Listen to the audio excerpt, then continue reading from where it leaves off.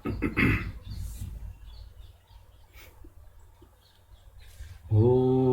अज्ञानतिमिरान्धस्य ज्ञानाञ्जनशलाकया चक्षुरुन्मीलितं येन तस्मै श्रीगुरवे नमः। श्रीचैतन्यमनोभीष्टं स्थापितं येन भूतले स्वयं रूपकदा मह्यं ददाति स्वपदान्तिकं। वन्देऽहं श्रीगुरुं श्रीयुतपदकमलं श्रीगुरून् वैष्णवांश्च श्रीरूपं साग्रजातं सहगण रघुनाथान्वितं तं सजीवं साद्वैतं सावधूतं परिजनसहितं कृष्णचैतन्यदेवं श्रीराधाकृष्णपादान् सहगण ललिता श्रीविशाखान्वितांश्च। हे कृष्ण करुणा सिन्धु दीनबन्धो जगत्पते गोपेश गोपिकान्त राधाकान्त नमोस्तुते। तप्तकाञ्चन गौरांगी राधे वृन्दावनेश्वरी वृषभानुसुते देवी प्रणमामि हरिप्रिये। वाञ्छाकल्पतरुभ्यश्च कृपा सिन्धुभ्य एव च पतितानां पावनेभ्यो वैष्णवेभ्यो नमो नमः।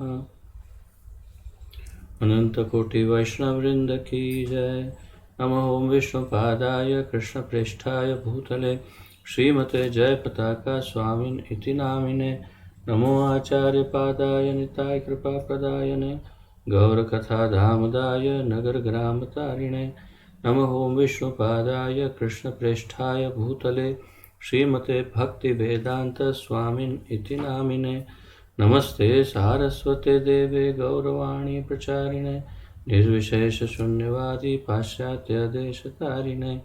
जय श्री कृष्ण चैतन्य प्रभु नित्यानंद श्री अद्वैत गदाधर श्रीवासादि गौर भक्तवृंद।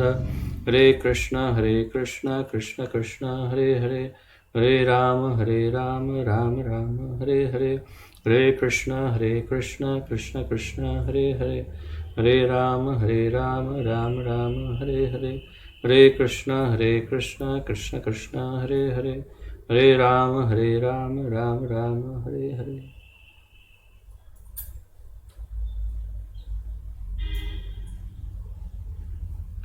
आप सबका बहुत बहुत स्वागत है आज के इस सुमधुर कार्यक्रम में। और जैसा कि आप जानते हैं, हम अत्यंत महत्वपूर्ण ग्रंथ जो हमारी भक्ति की उन्नति के लिए अति महत्वपूर्ण है, ऐसा ग्रंथ जिसके अंदर श्री चैतन्य महाप्रभु की शिक्षाओं का सार सर्वस्व समाहित है, और जो हमारे इस्कॉन के संस्थापक आचार्य परम दयालु श्री कृष्ण कृपा मूर्ति अभय चरणारविंद श्री श्रीमद् भक्ति वेदांत स्वामी श्रील प्रभुपाद जी द्वारा लिखित है, उस अमूल्य ग्रंथ का हम अध्ययन कर रहे हैं, जिसका शीर्षक दिया है भगवान श्री चैतन्य महाप्रभु का शिक्षामृत। तो आइए जहाँ से कल विराम लिया था वहीं से आगे बढ़ते हैं। हम अभी 13वें अध्याय का अध्ययन कर रहे हैं और 13वें अध्याय का शीर्षक है रागानुगा भक्ति। इससे पूर्व हमने श्री चैतन्य महाप्रभु जो श्री सनातन गोस्वामी को शिक्षा दे रहे हैं उसमें कृष्ण भक्ति के विषय में सुना, फिर कृष्ण भक्त के विषय में सुना, साधन भक्ति के विषय में सुना, और अब हम रागानुगा भक्ति के विषय में श्री चैतन्य महाप्रभु के श्री मुखारविंद से श्री सनातन गोस्वामी को शिक्षा के रूप में सुन रहे हैं। तो आइए जहाँ से कल विराम लिया वहीं से मैं आगे पढ़ता हूँ, आप ध्यान दीजिएगा।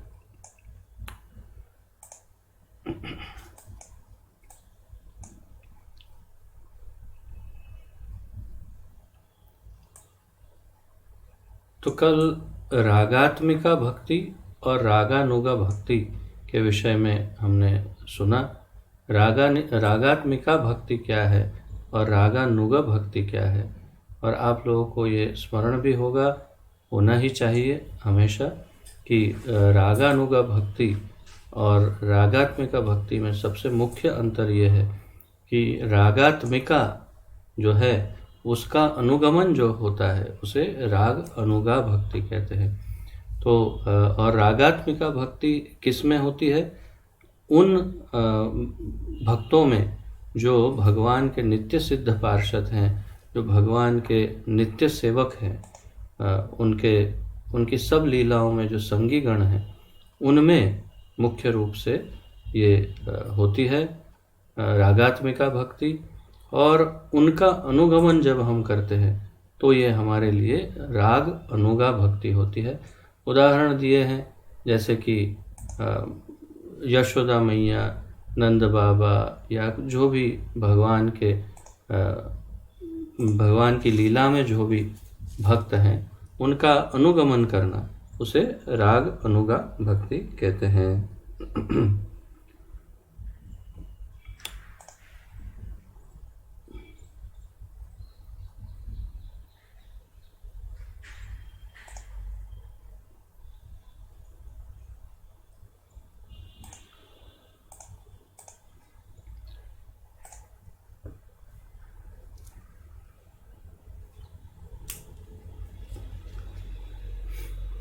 सब ब्रजवासी श्री कृष्ण को अतिशय प्रिय हैं, अतः अपनी भक्ति की सफलता के लिए प्रत्येक भक्त किसी एक ब्रजवासी की अनुगति करता है।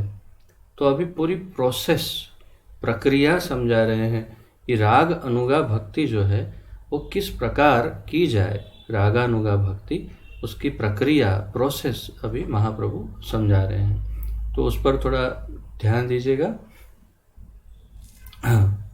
सब ब्रजवासी श्री कृष्ण को अतिशय प्रिय हैं। तो ये वाक्य पर थोड़ा सा ध्यान इसलिए हमें देना है क्योंकि कभी हम ये ना सोचें कि हाँ, ब्रजवासी तो बहुत सारे हैं, ठाकुर जी के धाम में, भगवान के धाम की बात है, चाहे ये इस भूलोक वृंदावन हो या गोलोक वृंदावन, तो बहुत ब्रजवासी हैं। अब सब तो प्रिय नहीं होंगे, परंतु महाप्रभु इस बात को स्पष्ट कर रहे हैं कि जो उनके नित्य सेवक संगीगण हैं वो श्री ठाकुर जी को अत्यंत प्रिय है, सब के सब। तो सब ब्रजवासी, ये शब्द ही महत्वपूर्ण है, सभी ब्रजवासी श्री कृष्ण को अतिशय प्रिय हैं, अतः अपनी भक्ति की सफलता के लिए प्रत्येक भक्त किसी एक ब्रजवासी की अनुगति करता है। तो यही बात महत्वपूर्ण और मुख्य है कि सभी तो भगवान के प्रिय है, इसलिए हम किसी का भी अनुगमन कर सकते हैं। किसी भी एक ब्रजवासी को हमारा एक क्या कहते हैं, ध्येय बना करके उनका अनुगमन हम करना यदि आरंभ करें तो हम सफलता प्राप्त कर सकते हैं, क्योंकि कोई भी ब्रजवासी ऐसा नहीं जो भगवान को प्रिय ना हो। तो हम कभी सोच सकते हैं कि ब्रजवासी कितने होंगे, होके भी चलो 20-25 हज़ार या 50 हज़ार, 1-आध लाख, 5 लाख कितने होंगे ब्रजवासी। तो मुझे ये हमेशा के लिए मेरी स्मृति में ये फिट हो गया है कि हमारा जो इस्कॉन कठवाड़ा है, वहाँ पर एक बार मैंने श्रीमती राधा रानी पर मैं लेक्चर दे रहा था, जो वास्तव में राधाष्टमी के पश्चात या राधाष्टमी के अवसर पर मुझे वहाँ पर लेक्चर देना था।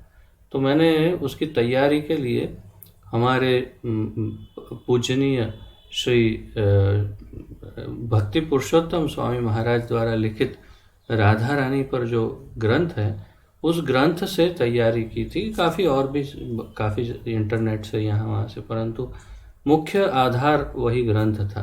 तो उसमें उन्होंने एक बहुत विलक्षण बात प्रदर्शित की थी। एक लीला उसमें उन्होंने लिखी है जो मैंने उस लेक्चर में भी बताई थी, बहुत आश्चर्यजनक, कि एक बार राधा रानी गोलोक वृंदावन धाम में कहीं पर एक जगह से दूसरी जगह जा रही थी, और वहाँ एक जगह से दूसरी जगह जाने के लिए श्रीमती राधा रानी अपने रथ पर चढ़ गई। तो राधा रानी रथ के ऊपर बैठी और साथ में उनकी सखियां भी उस रथ पर उनके साथ बैठ गई। गोलोक वृंदावन धाम में, भूलोक वृंदावन की बात नहीं है। गोलोक वृंदावन में राधा रानी कहीं एक जगह से दूसरी जगह जाने के लिए रथ पर बैठी और साथ में उनकी सखियां और कुछ सेविकाएं भी उनके साथ रथ में बैठी। और महाराज लिखते हैं कि जिन शास्त्रों से उन्होंने ये सब संकलन किया उसमें लिखा है कि कितनी सखियां थी उनके साथ रथ पर। तो हम कभी भी अपने स्वयं से हम कभी कल्पना नहीं कर सकते। आश्चर्य की हमारी सीमाएं सारी समाप्त हो जा सकती है, इतना बड़ा आंकड़ा है। वास्तव में वे लिखते हैं कुछ 63 करोड़ सखियां उनके साथ रथ पर बैठ गई, अर्थात कि 63 करोड़ सखियां या सेविकाएं सखियां जो भी सहचरियां राधा रानी के साथ एक ही रथ पर बैठकर एक जगह से दूसरी जगह जा रही थी। तो आप कल्पना कर सकते हैं कि गोलोक वृंदावन धाम में कितने कितने नित्य सिद्ध जीव हैं जो हमारे ठाकुर जी की नित्य लीलाओं में प्रविष्ट हैं और उनकी सेवा कर रहे हैं। तो तात्पर्य ये है कि किसी भी इनमें से किसी भी का अगर हम अनुगमन करें तो भी हम सिद्ध हो सकते हैं, क्योंकि सभी भगवान को बहुत प्रिय है।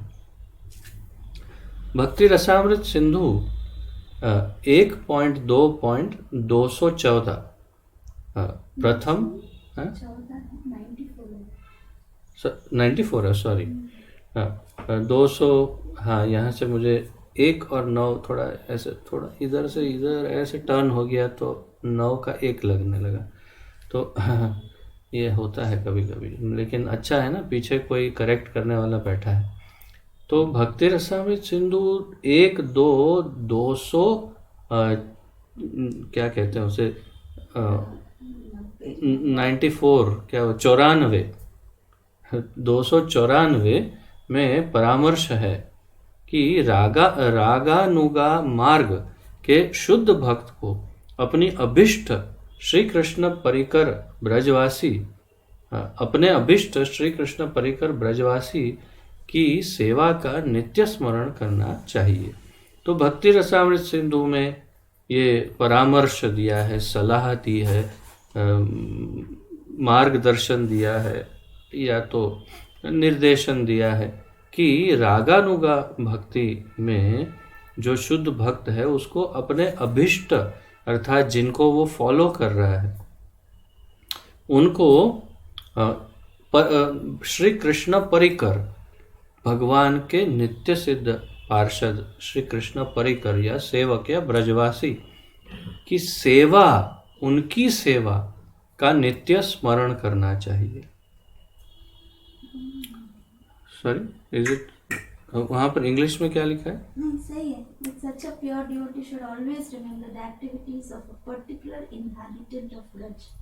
Right. So that's what I wanted to confirm कि यहाँ पर अर्थ कैसे हो रहा है कि श्री कृष्ण परिकर की सेवा का नित्य स्मरण करना चाहिए। तो इससे ऐसा भी अर्थ किया जा सकता है कि हम उनकी सेवा कैसे करें उसका स्मरण करना चाहिए, परंतु एक्चुअली यहाँ पर कहना ये चाहते हैं कि वो अपनी नित्य लीला में भगवान की कैसे सेवा करते हैं या क्या सेवा करते हैं, उनकी सेवा का हमें स्मरण करना चाहिए कि वो किस प्रकार भगवान की सेवा करते हैं। तो उदाहरण है कि जैसे मान लीजिए कि ललिता सखी है, तो ललिता सखी के क्या क्या गुण हैं, इसमें से राज को स्मरण होगा और कोई दूसरा बच्चा नहीं है। तो जो बच्चों को बहुत अच्छे विस्तार से अष्ट सखियों के बारे में बच्चों के क्लास में शिक्षा प्राप्त हुई है तो उन्हें पता होगा कि ललिता सखी के क्या क्या विशेष गुण हैं, क्या करती है, किसमें एक्सपर्ट है।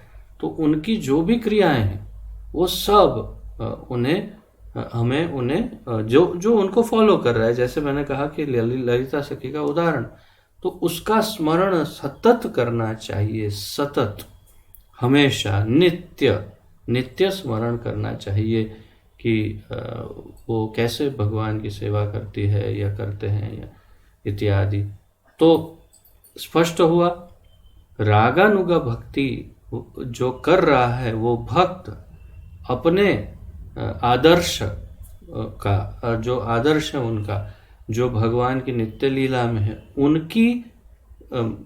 उनके कार्यों का, उनकी क्रियाओं का नित्य स्मरण करता रहे। यह है रागानुगा भक्ति का मुख्य कार्य। इस पद्धति से ब्रज में निवास न कर सकने पर भी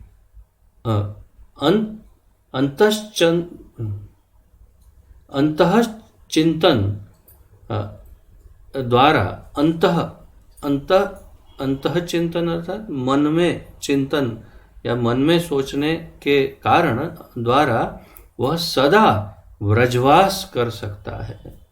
तो जो जिनका अनुगमन कर रहे हैं, जिनका अनुगमन कर रहे हैं अर्थात जिनको फॉलो कर रहे हैं, उनकी क्रियाओं का, उनकी लीला, उनकी सेवाओं का नित्य चिंतन करने से अगर ये रागानुगा भक्त ब्रज में न भी रह रहा हो तो भी वो ब्रज में रहने के ही बराबर है, ऐसे महाप्रभु कह रहे हैं। तो इस पद्धति से ब्रज में निवास न कर सकने पर भी अंतःचिंतन द्वारा वह सदा ब्रजवास कर सकता है, तो वो ब्रजवासी ही कहलाएगा फिर। तो एक प्रकार से कभी संभव ना हो तो भी इस प्रकार से ब्रजवास किया जा सकता है। श्री कृष्ण की रागानुगा सेवा में अनुरक्त अंतरंग भक्तों के सेवक, मित्र, माता पिता तथा प्रेयसी अनेक वर्ग हैं। तो भगवान की जो रागानुगा सेवा में अनुरक्त अंतरंग भक्त हैं, रागानुगा ही लिखा है वहाँ पे कि रागात्मिका लिखा है? रागानुगा या रागात्मिका नहीं लिखा है, नहीं लिखा है, यहाँ पर सिर्फ such confidential devotees. Right, so I think it should be ragatmika. मुझे ऐसा लग रहा है कि यहाँ वास्तव में रागात्मिका होना चाहिए था, कि श्री कृष्ण की रागात्मिका सेवा में अनुरक्त अंतरंग भक्तों के सेवक, मित्र, माता पिता तथा प्रेयसी अनेक वर्ग हैं। तो रागानुगा भक्ति किसी एक ब्रजवासी के अनुगत्य में की जाती है। श्रीमद् भागवत, तो मेरे ख्याल से अब ये ठीक बैठ रहा है कि जो रागात्मिका सेवक हैं उनके किसी एक ब्रजवासी उसमें से उनका अनुगत्य हमें करना होता है। और जो रागात्मिका भक्त हैं वो कैसे हो सकते, कभी सेवक हो सकते, कोई मित्र हो सकता है, कोई माता पिता, कोई प्रेयसी, कुछ भी हो सकता है। श्रीमद् भागवत के तीसरे स्कंद के 25वें अध्याय का 38वां श्लोक 3.25.38 में श्री भगवान स्वयं कहते हैं, न करहि चिन्मत परा शांत रूपे नक्षन्ति नो मेनि मिशो लेढिहेति येषामहं प्रिय आत्मा सुतस्य सखा गुरुः सुहृदो दैवम् इष्टम्। मत्पर शब्द उन्हीं का वाचक है जो केवल मेरी अनुरक्ति में पूर्ण संतुष्ट हैं। ये इसका अनुवाद हम पढ़ रहे हैं। तो भगवान मतपर शब्द की व्याख्या कर रहे हैं भगवान, और भगवान कहते हैं कि मतपर शब्द उन्हीं के लिए ये योग्य है या उन्हीं का वाचक है जो केवल मेरी अनुरक्ति में पूर्ण संतुष्ट है। मतपर, तो मतपर शब्द का हम यदि लौकिक उदाहरण देखें तो एक छोटा सा बच्चा, कुछ महीनों का या 1-2 साल का ऐसा छोटा बच्चा, उसे हम माता पर कह सकते हैं, जैसे वो संपूर्ण रूप से केवल माता पर ही आधारित है। तो माता कह सकती है कि ये बच्चा मत पर है, मेरे ऊपर ही आधारित है, बस और किसी पर आश्रित नहीं, केवल मेरा आश्रय। हाँ, मत परा है, ये मत परा है ना इसमें, yeah, इसमें ए के ऊपर मात्रा है, मत परा। that's all right. That doesn't make any difference. तो ये जो माता कहती है कि ये जो बच्चा है वो सिर्फ मेरे ऊपर आश्रित और किसी पर भी आश्रित नहीं, उसको किसी पर भी अन्य किसी भी व्यक्ति के ऊपर आश्रित नहीं, लेकिन 100% 100% संपूर्ण रूप से मुझ पर आधारित है। और अगर मैं नहीं हूं तो इसका पता नहीं क्या हो जाए। एक उदाहरण है, वास्तव में वो भी सत्य नहीं, क्योंकि इतना छोटा शिशु भी माता नहीं होने पर भी जीवित रह सकता है अगर अन्य लोग उसकी देखभाल करें तो। परंतु भगवान के ऊपर आश्रित जो भक्त हैं, तो भगवान यहाँ कहते हैं कि यहाँ पर ये जो इसमें जो पहली लाइन में जो है, न कर ही चित मत पराहा शांत रूपे, तो इसमें ये जो मत पराहा शब्द है वो भगवान कह रहे हैं कि वो उन्हीं का वाचक है जो केवल मेरी अनुरक्ति में पूर्ण संतुष्ट है और किसी पर आश्रित नहीं, अन्य आश्रय नहीं। वे मुझे ही अपनी आत्मा, मित्र, पुत्र, स्वामी, सुहृद, भगवान और इष्ट मानते हैं।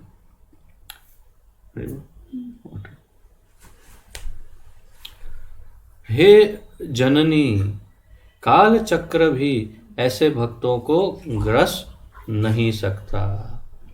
तो भगवान कहते हैं कि वो ये ऐसे जो मत परा जो भक्त हैं, जो मुझ पर ही आश्रित हैं, वो मुझे अपनी आत्मा, अपना मित्र, पुत्र, स्वामी, सुहृद अर्थात एक प्रकार हित चाहने वाला, भगवान और इष्ट मानते हैं। और इसीलिए काल चक्र भी ऐसे भक्तों को ग्रस नहीं सकता। तो काल चक्र से भी उनकी रक्षा भगवान करते हैं।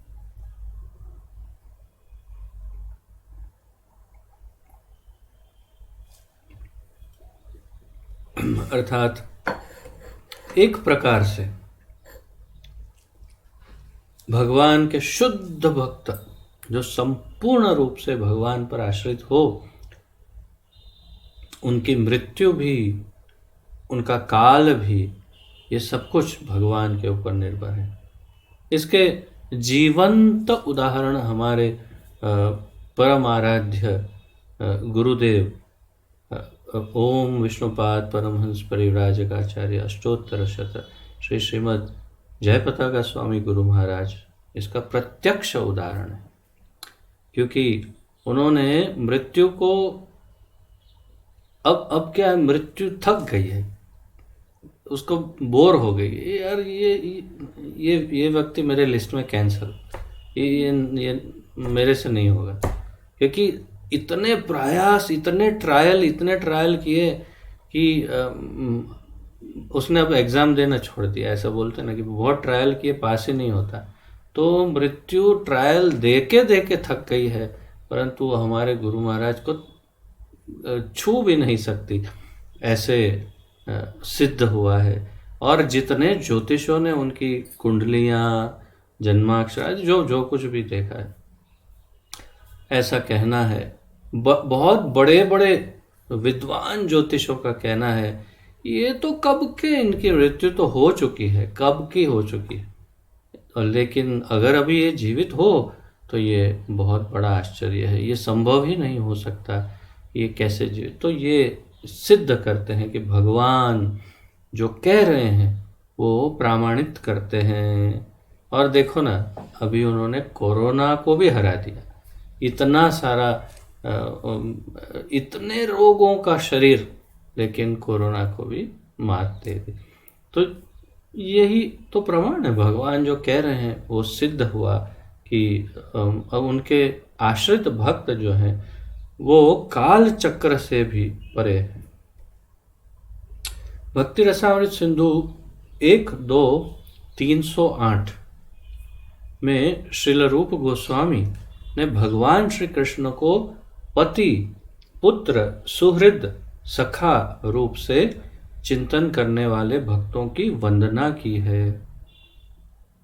जो रागानुगा भक्ति के सिद्धांतों का किसी व्रजवासी की अनुगति में पालन करता है, वह उस भाव में कृष्ण प्रेम की परम समसिद्धि निस्संदेह प्राप्त करता है। तो ये भी एक वास्तव में ये तो बहुत महत्वपूर्ण पॉइंट है, क्योंकि जो शब्द के प्रयोग हुए हैं यहाँ पर, ये बहुत महत्वपूर्ण है। वास्तव में ये तो प्रभुपाद जी ने लिखा है, क्योंकि रूप गोस्वामी के भक्ति रसामृत सिंधु से कोट किया है, तो रेफरेंस दिया है, इसलिए ये प्रभुपाद जी द्वारा लिखे थे। लेकिन क्या कह रहे हैं? जो रागानुगा भक्ति के सिद्धांतों का किसी ब्रजवासी की अनुगति में पालन करता है, वह उस भाव में कृष्ण प्रेम की परम समसिद्धि निस्संदेह प्राप्त करता है। निस्संदेह प्राप्त करता है, निसंदेह, बिना किसी संशय शंका के अवश्य 100% प्राप्त करता ही है। कौन क्या प्राप्त करता है? जो रागानुगा भक्त है, जो रागानुगा भक्ति कर रहा है, किसी एक ब्रजवासी भक्त का को फॉलो कर रहा है, उनका अनुगत्य कर रहा है और उनकी लीलाओं का चिंतन, उनकी जो भी सेवाएं, उसका नित्य चिंतन जो कर रहा है, ऐसा भक्त और उस भाव में कृष्ण प्रेम की परम समसिद्धि, उस भाव में, अर्थात जिस भाव में उसने वो रागात्मिका भक्त का चिंतन किया, उस भाव में कृष्ण प्रेम की संपूर्ण समसिद्धि वो निस्संदेह प्राप्त करता है, सिद्ध हो जाता है। अर्थात वो भी एक प्रकार से फिर अंत में अंततोगत्वा रागात्मिका भाव तक पहुंच जाता है, रागानुगा भक्त भी, और उसकी भक्ति सिद्ध हो जाती है। वो सिद्ध अवस्था में, साधन अवस्था से सिद्ध अवस्था में चला जाता है।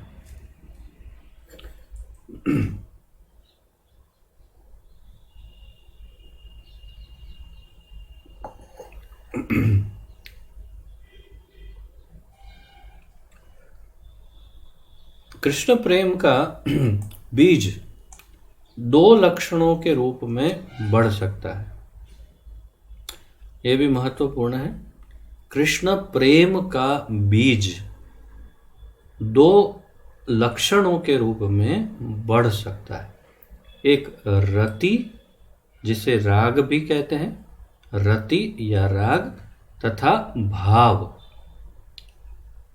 भाव के लिए यहाँ प्रभुपाद जी लिखते हैं, कृष्ण प्रेम से पूर्व की स्थिति, अंतिम स्थिति है कृष्ण प्रेम या प्रेम। प्रेम की स्थिति के पूर्व है भाव, और भाव के पहले की स्थिति जो है वो है रति या राग। तो कृष्ण प्रेम का बीज 2 लक्षणों के रूप में बढ़ सकता है, रति से यानी राग से तथा भाव से। इन दोनों से कृष्ण प्रेम का बीज जो है वो बढ़ सकता है।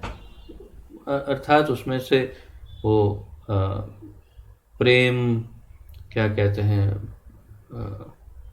प्रेम का भक्ति वृक्ष या प्रेम का वृक्ष अंकुरित हो सकता है। ये दोनों से बहुत अच्छी तरह से आगे विस्तार से सब समझाएंगे, इसलिए धीरे धीरे हम स्टेप बाय स्टेप जा रहे हैं।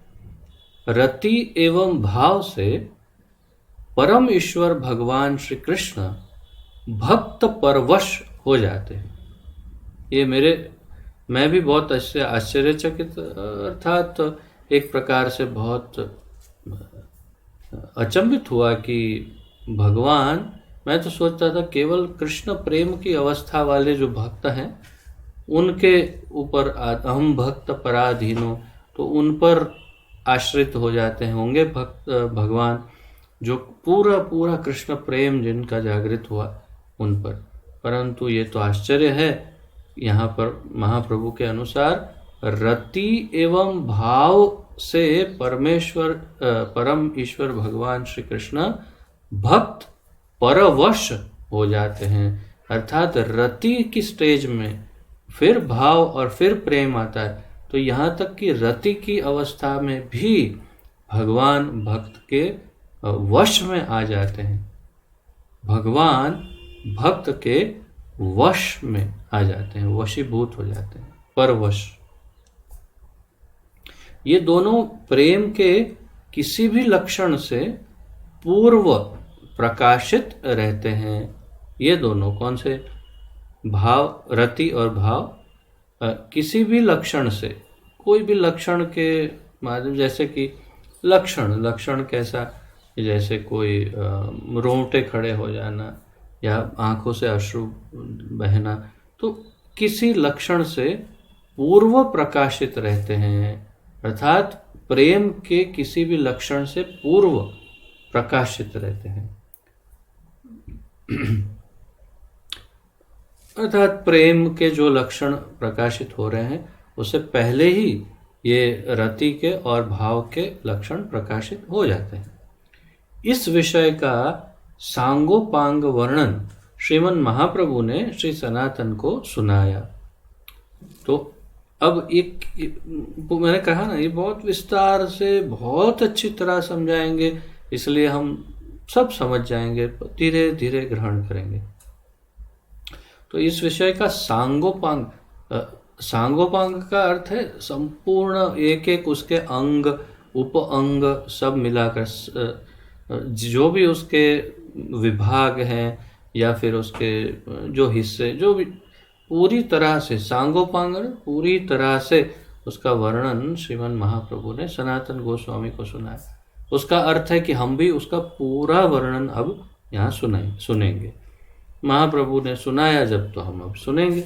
तो हमारे लिए क्या स्वर्णिम सुअवसर है ये कि हम भगवान के मुख से स्वयं ये सब भक्ति के ये सब अंतरंग लक्षण, जो बहुत ही मैं तो कभी कभी आप में से कुछ भक्तों के बारे में सोचता हूँ कि जो अचंभित हो जाता हूँ कि कैसे आप में से कुछ भक्त, काफ़ी सारे तो दीक्षित हैं और एडवांस भक्त हैं, परंतु कुछ कुछ तो इतने नए हैं कि अभी पिछले महीने 2 महीने पहले, शायद 2-3 महीने 4 महीने पहले ज्वाइन हुए हों, ऐसे भी हैं।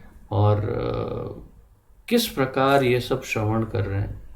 अर्थात इसमें बहुत सारे कारण हैं, परंतु अहोभाग्य, अर्थात आप लोगों का भी और मेरा भी बहुत बड़ा भाग्य है, विशेष रूप से आपका अहोभाग्य है कि आप सबसे गुह्यतम, सबसे सीक्रेट, टॉप मोस्ट सीक्रेट जो है, जो ध्यानी योगी ज्ञानी को करोड़ों कोटि वर्षों में नहीं समझ में आ सकता, सुनने नहीं आ सकता, ऐसा ज्ञान आप सुन रहे हैं। और ये महाप्रभु स्वयं भगवान श्री कृष्ण सुना रहे हैं। तो अब हम सुनते हैं भगवान क्या कहते हैं। श्रीमन महाप्रभु ने बताया कि रागानुगा भक्ति का अंत न होने के कारण वे केवल संक्षिप्त विवरण प्रस्तुत कर रहे हैं। तो रागानुगा भक्ति का कोई अंत नहीं, और छोर नहीं। अर्थात रागानुगा भक्ति के बारे में बहुत कुछ बोला जा सकता है, और इसीलिए महाप्रभु रागानुगा भक्ति का संक्षिप्त वर्णन कर रहे हैं, ऐसे वे कह रहे हैं सनातन गोस्वामी को। इसके बाद श्री महाप्रभु ने भक्ति के उस परम लक्ष्य का वर्णन किया जो समसिद्धि के अभिलाषी के लिए है। तो इसके बाद महाप्रभु ने भक्ति के उस चरम लक्ष्य, परम लक्ष्य, जो उसका मुख्य ध्येय है, किसका? भक्ति का, उसके मुख्य ध्येय का वर्णन किया, जो समसिद्धि के अभिलाषी के लिए है, अर्थात कि जो संपूर्ण सिद्धि प्राप्त करना चाहते हैं, उसकी जो इच्छा जिन्हें है, उनके लिए महत्वपूर्ण है। श्री कृष्ण में रति अर्थात राग, तो जहाँ रति है वहाँ राग, या राग है वहाँ रति, दोनों में से कोई भी एक शब्द का प्रयोग किया जा सकता है। तो श्री कृष्ण में रति की प्रगाढ़ता होने पर कृष्ण प्रेम होता है, अर्थात घनीभूत जब हो जाए क्या, रति या राग। कृष्ण में रति या राग जो है, अनुराग जिसे कहते हैं, वो जब गाढ़ा हो जाए, एकदम गहन हो जाए, तो उसे प्रेम कहते हैं, ऐसा महाप्रभु समझा रहे हैं। उस प्रेम को भक्ति रस का स्थायी भाव कहा जाता है। तो ये शब्द आप में से काफ़ी भक्तों के लिए नया नहीं है।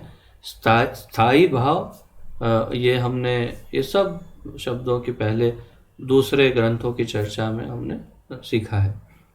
तो उस प्रेम को, भगवान के प्रति जो प्रेम है, उसे स्थायी भाव कहते हैं। तो उसका क्या अर्थ हुआ? भाव अस्थायी भी हो सकता है, और यहाँ एक शब्द विशेष है, भाव। एक भुज में भक्त है जो अत्यंत अत्यंत तीव्र बुद्धि, कुशाग्र बुद्धि है, बहुत इंटेलिजेंट है, और उनकी उत्कंठाएं भी बहुत ज़्यादा है। तो मेरे पूर्व के सब भक्ति रसामृत सिंधु के सब लेक्चर सुनकर वे मुझे बहुत सारे भारी भारी प्रश्न पूछते रहते हैं। तो उसमें से उनका एक समय ये प्रश्न भी था कि इसी के अनुसंधान में, अभी वो पूरा मैं वो सब नहीं समझाने बैठूंगा, परंतु तात्पर्य ये है कि भाव, रति, राग में से भाव की स्टेज है, भाव में से प्रेम की स्टेज है। रति जब गहन हो जाए तो स्थायी भाव हो जाती है। स्थायी भाव का अर्थ है प्रेम, अर्थात रति से भाव और भाव स्थिर हो जाए तो उसे प्रेम कहते हैं। समझ में आ रहा है? थोड़ा थोड़ा हम पूरी स्टेज समझेंगे। आदौ श्रद्धा से लेकर, श्रद्धा से पहले एक बार देख लेते हैं, ताकि आप लोगों को कितनी स्टेज में प्रेम तक पहुंचते हैं वो एक बार देख लेते हैं, फिर एक बार पुनरावर्तन करेंगे। तो ये भक्ति रसामृत सिंधु में श्री रूप गोस्वामी ने लिखा है, जो चैतन्य चरितामृत में भी वर्णित है। आदौ श्रद्धा, ततः साधु संग, तथा भजन क्रिया, ततो अनर्थ निवृत्ति स्यात्, ततो निष्ठा, रुचिस्तथा, तथा आसक्ति, ततो भाव, और ततः प्रेम प्रेम। ठीक है, तो ये 9 स्टेजेस हैं, 9 स्टेजेस, 9 स्टेप में, 9 पगथिया या 9 स्टेप्स में हम ये सीढ़ी चढ़ते हैं। सबसे पहला जो उसका स्टेप है इस सीढ़ी का, वो है श्रद्धा। अंतिम स्टेप जो है वो है भगवान का प्रेम, भगवान के लिए प्रेम। और शुरुआत कैसे है? श्रद्धा, फिर साधु संग, फिर भजन क्रिया, उसके बाद अनर्थ निवृत्ति, उसके बाद निष्ठा, उसके बाद रुचि, उसके बाद आसक्ति। आसक्ति और रति ये एक लेवल पर गिना जा सकता है, जिस प्रकार अभी हम वर्णन सुन रहे हैं। तो आसक्ति के बाद भाव, और भाव के बाद प्रेम। तो अभी हम आखिरी 3 स्टेप की चर्चा कर रहे हैं, क्षमा करें, जिसमें राग अर्थात रति, भाव और प्रेम। राग जब गहन हो जाता है, रति गहरी हो जाती है, तो प्रगाढ़ होने पर वो प्रेम होता है। और ये भक्ति रस का स्थायी भाव है, अर्थात कि भाव जो है उसमें समझ जाना कि ये भाव स्थिर हो गया। भाव स्थिर हो गया अर्थात प्रेम हो गया। ठीक है, अब आगे सुनते हैं। इस संदर्भ में कविराज गोस्वामी ने परम उज्ज्वल प्रेम तत्व की शिक्षा के प्रदाता श्रीमन महाप्रभु की वंदना की है चैतन्य चरितामृत मध्य लीला में। तो चैतन्य चरितामृत मध्य लीला में 23वें अध्याय में प्रथम श्लोक में श्रील कृष्णदास कविराज गोस्वामी ने श्री चैतन्य महाप्रभु की यहाँ पर वंदना की है। इसके उपलक्ष्य में, अर्थात ये जो प्रेम का सब विवरण सब हमें जो अर्पण कर रहे हैं, और ये सुंदर रचना है कविराज गोस्वामी की। और ये कहते हैं, चिरात् अदत्तम निज गुप्त वित्तम स्वप्रेम नामामृतम अत्य उदारः अति उदार अत्य उदारः उदारः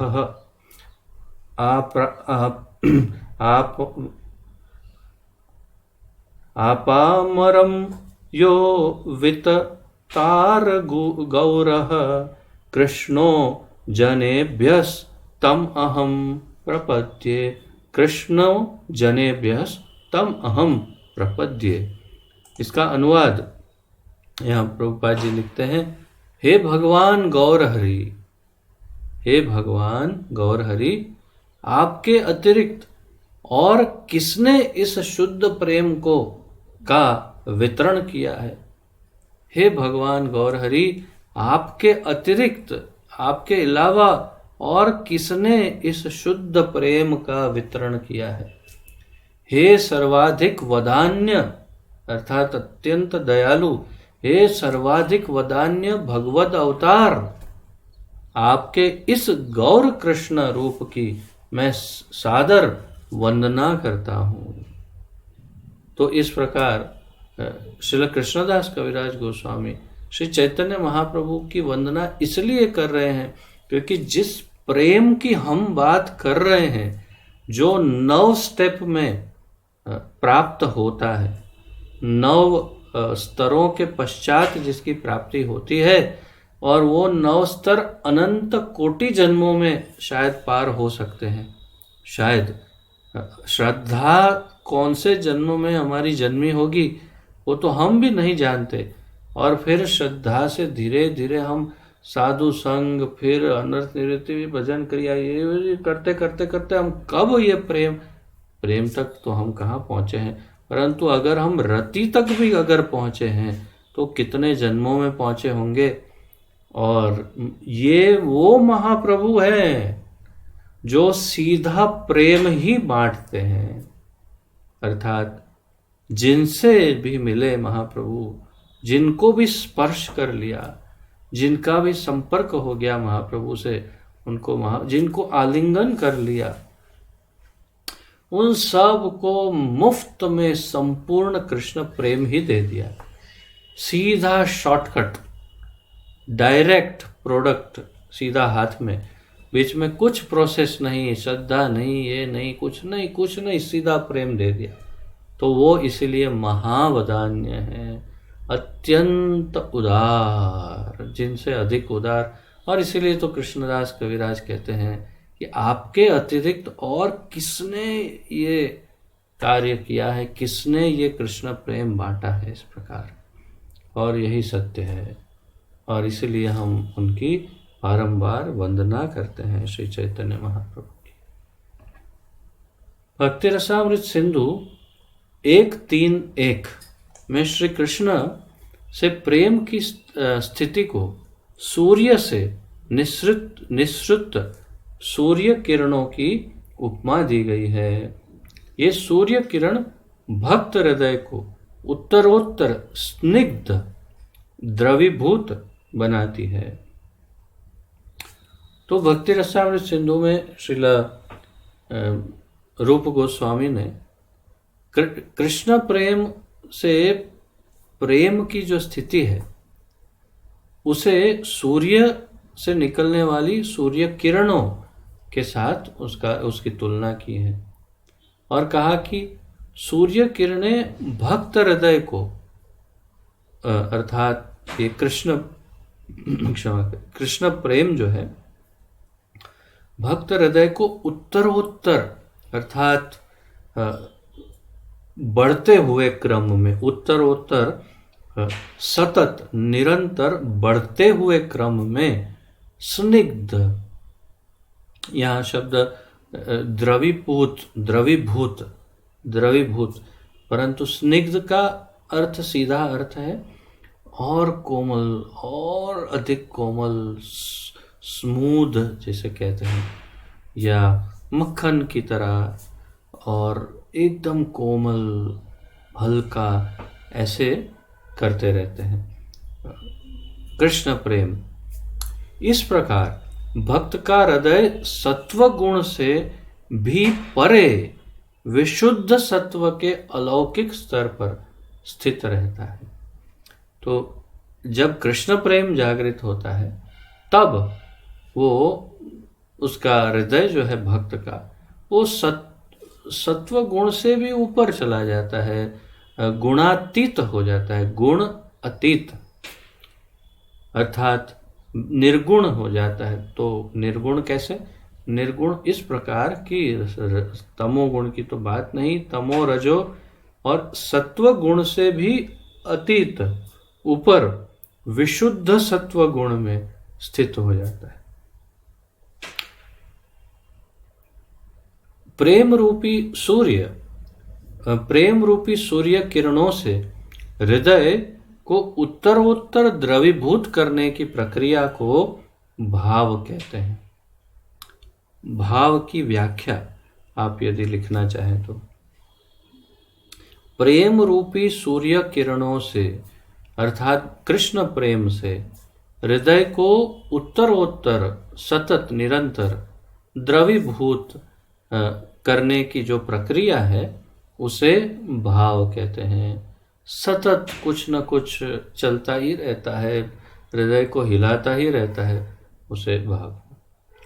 श्री रूप गोस्वामी ने भाव का वर्णन किया है। रूप गोस्वामी भाव का वर्णन करते हैं। भाव जीव का स्वरूप लक्षण है। भाव जीव का स्वरूप लक्षण है। जीवेर स्वरूप है, तो हमारा स्वरूप क्या है? भाव ये हमारा स्वरूप लक्षण है। मुझे ऐसा थोड़ा स्मरण है कि किसी ज्ञान मार्गियों से मैं बहुत वर्षों पूर्व ऐसा सुना था। कुछ ज्ञान मार्गी लोग ऐसा बता रहे थे जो शास्त्रों का अध्ययन करते हैं कि आध्यात्मिक जीवन की जो प्रगति है उसमें एक समय ऐसा आना चाहिए जब सारे भाव समाप्त हो जाए, किसी भी प्रकार का भाव ना हो, संपूर्ण रूप से भाव रहित हो जाए, कोई संवेदना, कोई भाव, कुछ नहीं। अर्थात क्या? कहाँ गया पत्थर देना? वो पत्थर हो जाए। उस टाइम तो मेरा दिमाग पत्थर का था, इसलिए मुझे समझ में नहीं आया, परंतु उनका कहने का मतलब ये है कि पत्थर हो जाना है और आप समझ सकते हैं कि उनका क्या अंत होगा। तो जब वो पत्थर हो जाएंगे तो भगवान उठा के फेंक देंगे पत्थर को, क्या करेंगे? तो बल्कि हमारा मूल स्वरूप ही भाव है। ये रूप गोस्वामी कह रहे हैं, भाव जीव का स्वरूप लक्षण है। अर्थात कोई कैसे समझ सकता है कि जीव है? तो उसके अंदर भाव है तो ही वो जीव है, नहीं तो कैसा जीव है? अर्थात भाव से परिपूर्ण है। भाव में प्रगति को प्रेम का तटस्थ लक्षण कहते हैं। भाव में यदि प्रगति हो उन्नति हो तो उसे प्रेम का तटस्थ लक्षण कहते हैं। प्रेम का तटस्थ लक्षण अर्थात कभी इधर कभी उधर, कभी इधर कभी, तटस्थ, बिल्कुल उसके बॉर्डर पर। भाव जीव का भाव की प्रगाढ़ता को विद्वान भक्तों ने कृष्ण प्रेम कहा है। वही बात है, पहले हमने सुना रति के की प्रगाढ़ता को कृष्ण प्रेम कहते हैं, और फिर कहा कि स्थायी भाव। अब कह रहे हैं भाव की प्रगाढ़ता को, भाव जब गहरा हो जाए, गहन हो जाए, थिक हो जाए, मोटा मोटा नहीं, गहरा गहरा भी ठीक है, गहन गहन, प्रगाढ़ता इज एक्चुअली गहन। गहन मीन्स आपके पास इतनी रुई है, अब ये रुई को एकदम दबा के इतना कर दो तो गहन हो गया। घनवटी के सुदर्शन घनवटी, तो गहन, तो ये जो प्रगाढ़ता है वो वास्तव में प्रेम भाव की प्रगाढ़ता को विद्वान भक्तों ने कृष्ण प्रेम कहा है। नारद पंचरात्र के अनुसार, नारद पंचरात्र बड़ा महत्वपूर्ण ग्रंथ है, उसके अनुसार लिखा है अनन्य ममता विष्णु, अनन्य ममता विष्णु, ममता प्रेम संगता, भक्तिरित्युच्यते भीष्म प्रहलादोद व नारदैः, प्रहलाद उद्धव नारदैः, भक्तिरित्युच्यते भीष्म प्रहलादो उद्धव नारदैः। तो ये नारद पंचरात्र में क्या कहा है, इसका अनुवाद सुनते हैं। जब किसी का यह दृढ़ निश्चय हो जाता है कि एकमात्र विष्णु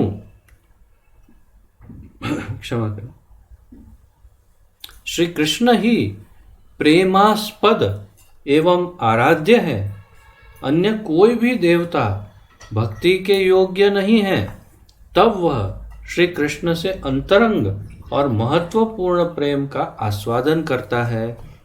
भीष्म, प्रहलाद, नारद, उद्धव आदि इस निश्चय भाव को प्रेम भक्ति कहते हैं।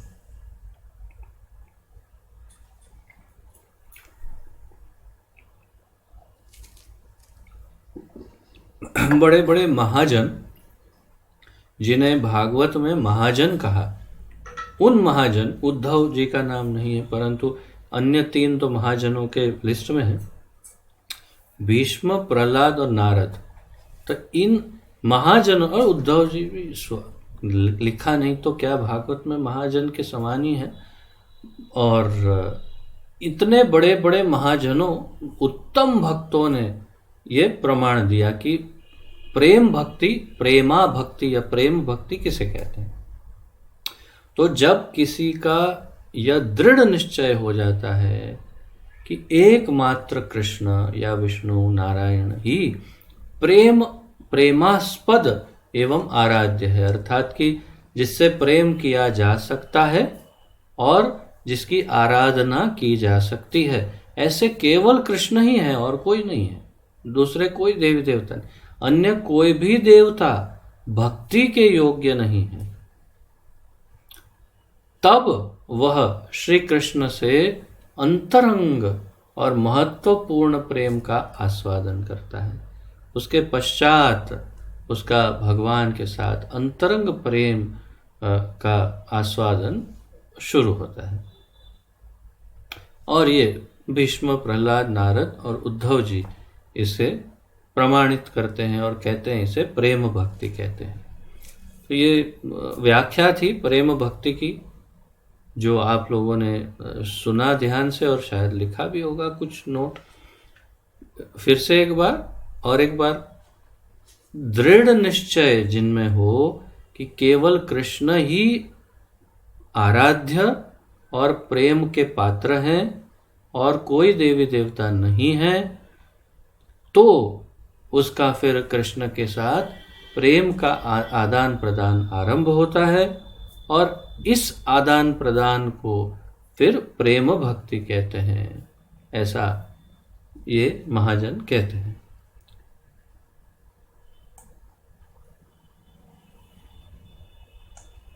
भक्ति को जागृत करने वाले किसी सत्कर्म से जब जीव के सेवा भाव में श्रद्धा उत्पन्न होती है तो वह साधु संग करता है तथा इस प्रकार श्रवण कीर्तन में उसका आकर्षण हो जाता है। श्रवण कीर्तन की क्रिया से भगवान श्री कृष्ण की वैधि भक्ति में उत्तरोत्तर उन्नति की जा सकती है। जैसे जैसे प्रगति होती है वैसे वैसे ही सब संशय, अनर्थ और प्राकृत जगत में आसक्तियां दूर हो जाती है। श्रवण कीर्तन के निरंतर अभ्यास से भक्ति में निष्ठा उत्पन्न होती है, जो शनै शनै धीरे धीरे भक्ति विषयक रुचि में बदल जाती है। रुचि से आसक्ति का उदय होता है। शुद्ध आसक्ति भाव एवं रति के रूप में प्रकट होती है। रति के बढ़ने पर उसे कृष्ण प्रेम कहते हैं। वही प्रेम जीवन का परम प्रयोजन है। ये वही श्लोक जो हमने आदौ श्रद्धा तथा साधु, ये जो सुना उसी श्लोक का ये सीधा अनुवाद है। यहाँ पर एक चीज, एक वस्तु अत्यंत विशिष्ट है और वो ये है कि यहाँ पर प्रभुपाद जी ने रति और भाव को एक कहा।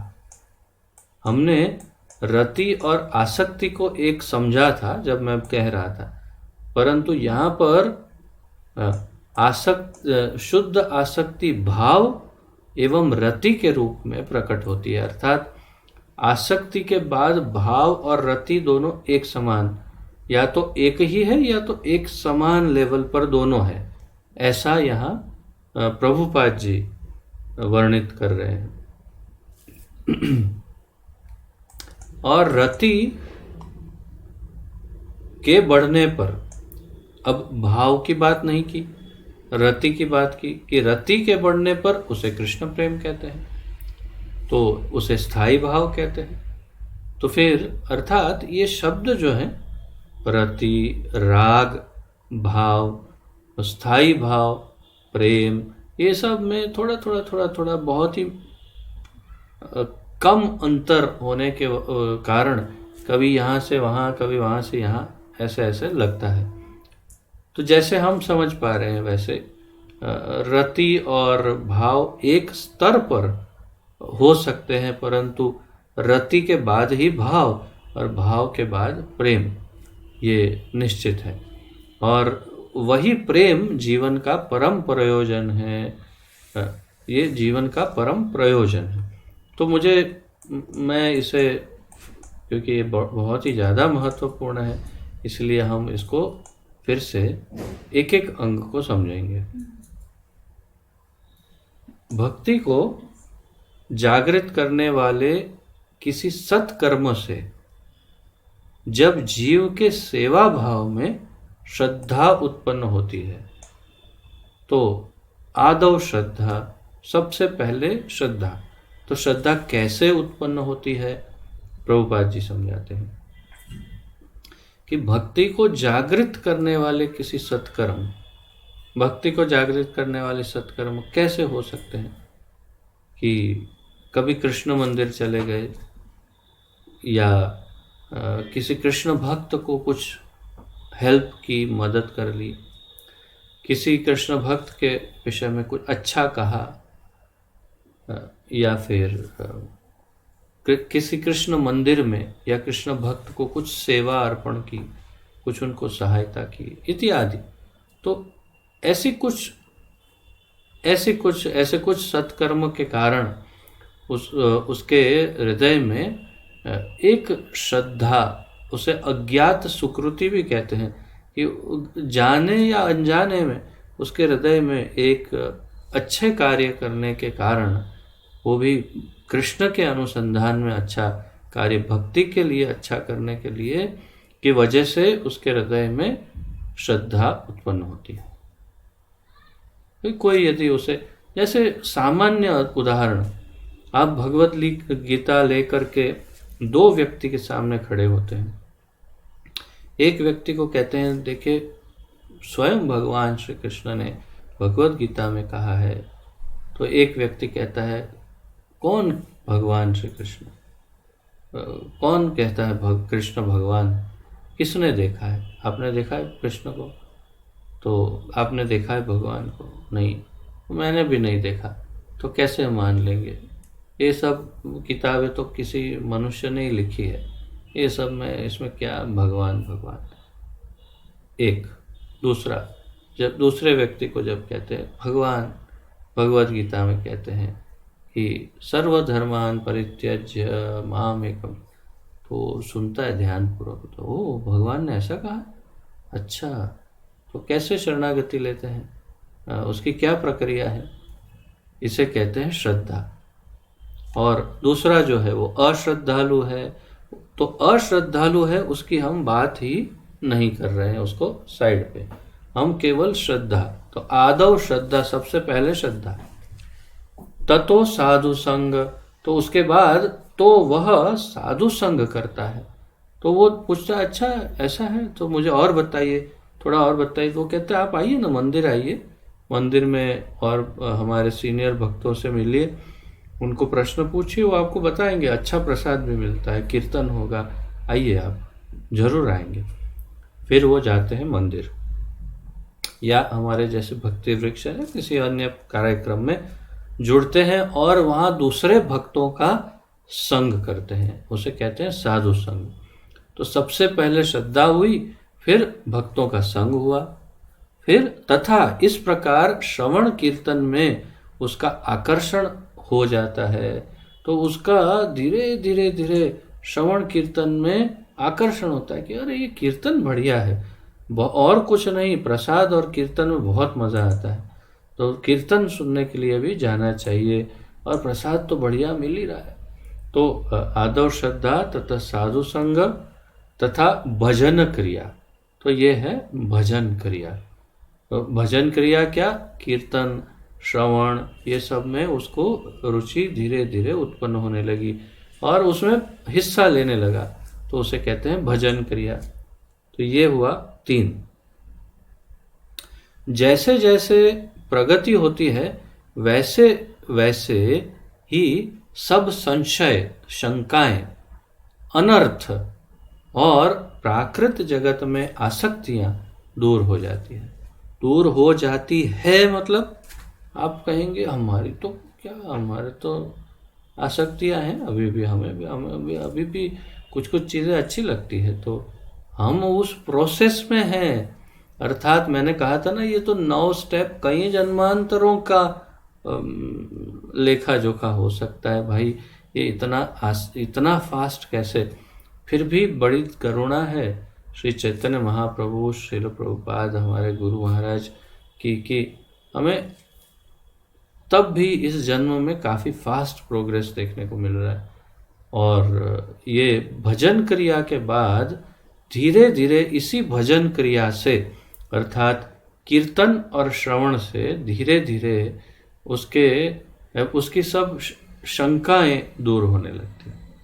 फिर उसके अनर्थ, अर्थात कोई बुरी आदतें हैं, बुरा स्वभाव है, कोई भी बुरे लक्षण हैं अंदर जो है, वो सारी बुरी आदतें और स्वभाव बदलने लगता है, बुरी आदतें समाप्त हो जाती, अनर्थ जो भी खराब है वो निकलने लगता है। और प्राकृत जगत में आसक्तियाँ, मुझे तो एक ऐसा चाहिए, मुझे ये वैसा चाहिए, वो जो आसक्तियाँ हैं वो भी समाप्त हो जाती हैं। ऐसा महाप्रभु ने कहा, रूप गोस्वामी ने लिखा, या यहाँ पर जैसे प्रभुपाद जी समझा रहे हैं।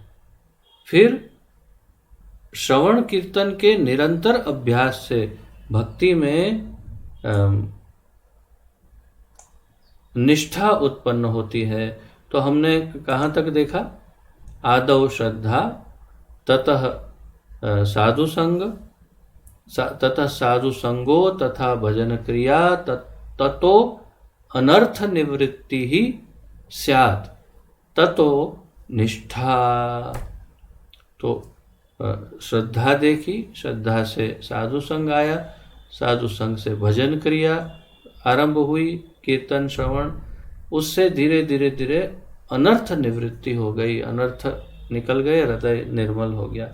फिर निष्ठा जागृत हुई। तो निष्ठा को किस प्रकार समझाते हैं प्रभुपाद जी?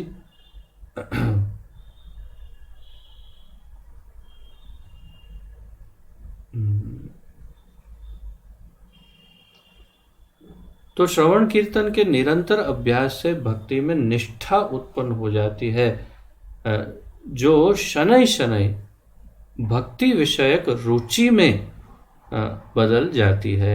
निष्ठा का अर्थ दृढ़ श्रद्धा या संपूर्ण विश्वास। आप समझते हैं निष्ठा शब्द आपके लिए नया नहीं है, हम सभी भाषा में निष्ठा शब्द का प्रयोग करते हैं। तो वो निष्ठा अनर्थ निवृत्ति के बाद निष्ठा हृदय में आ जाती है, एकदम दृढ़ विश्वास। और फिर वो जब आ जाए तो उससे धीरे धीरे शनै शनै, शनै शनै शब्द का उपयोग है, धीरे धीरे विषयक रुचि में, भक्ति विषयक रुचि में बदल जाती है। अर्थात फिर इंटरेस्ट ही भक्ति विषयक हो जाता है। तो अभी क्या है, जैसे उदाहरण, यदि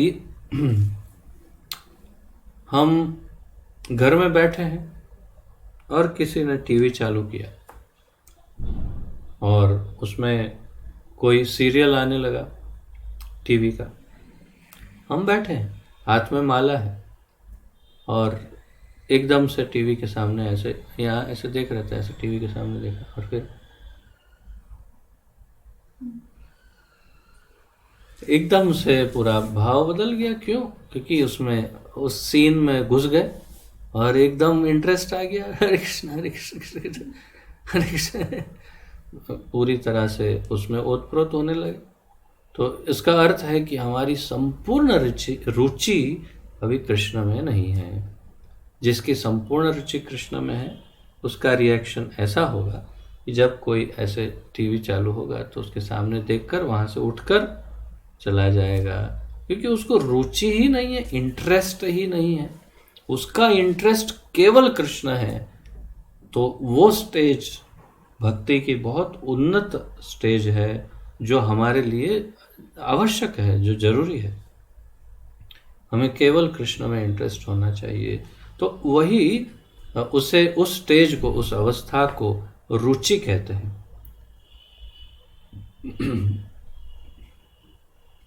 तो यहाँ पर संस्कृत श्लोक के अनुसार आसक्तिस ततो, क्षमा कीजिए, ततो निष्ठा रुचिस ततः, ततो निष्ठा रुचि ततः।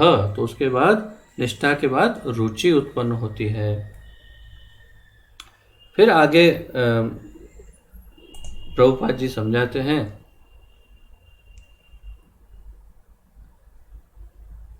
रुचि से आसक्ति का उदय होता है।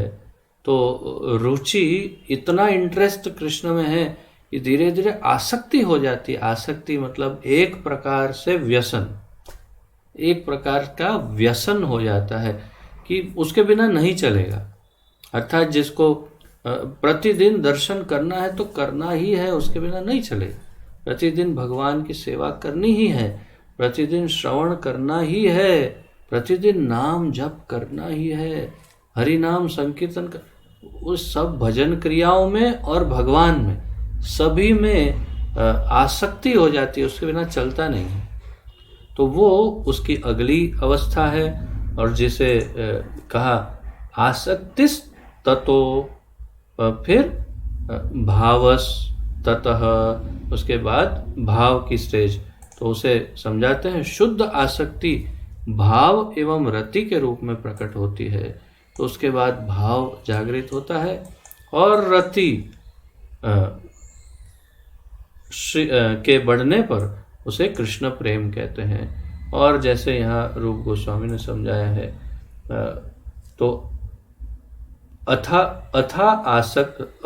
आसक्तिस् ततो भावस् ततः प्रेमाभ्युदञ्चति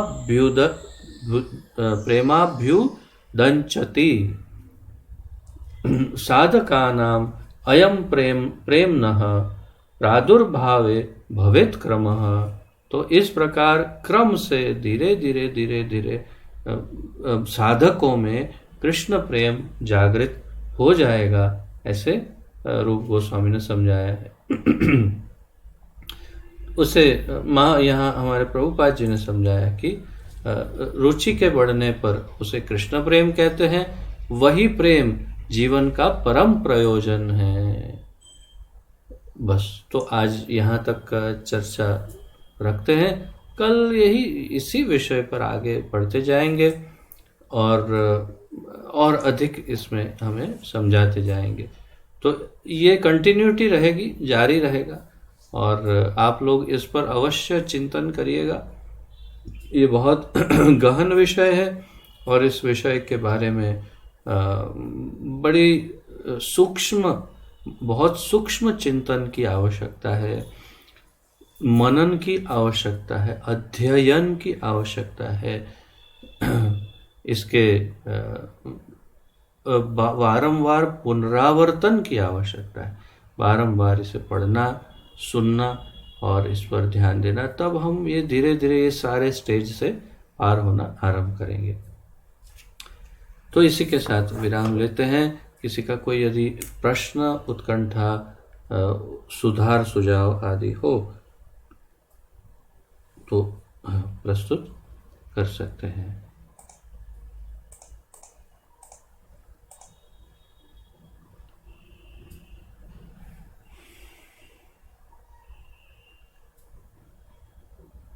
Any question?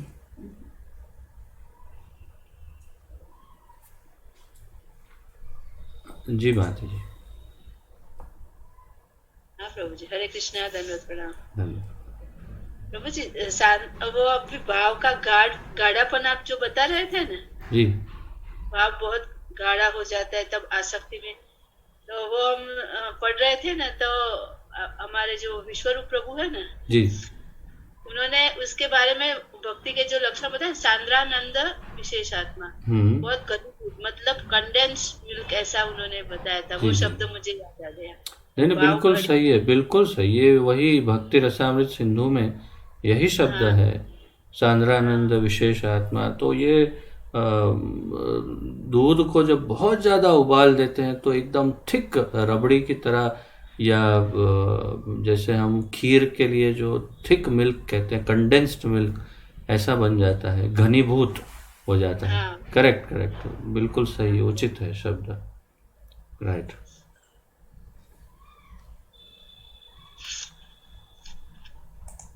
और किसी का कुछ प्रश्न आदि है तो पूछिए, अन्यथा विराम देते हैं। ठीक है, तो आप सबका बहुत धन्यवाद। आइए प्रणति निवेदन करते हैं। श्री चैतन्य महाप्रभु की जय, श्रील सनातन गोस्वामी प्रभुपाद की जय, पतित पावन अभय चरणारविंद भक्ति वेदांत स्वामी श्रील प्रभुपाद की जय, पतित पावन गुरु महाराज की जय।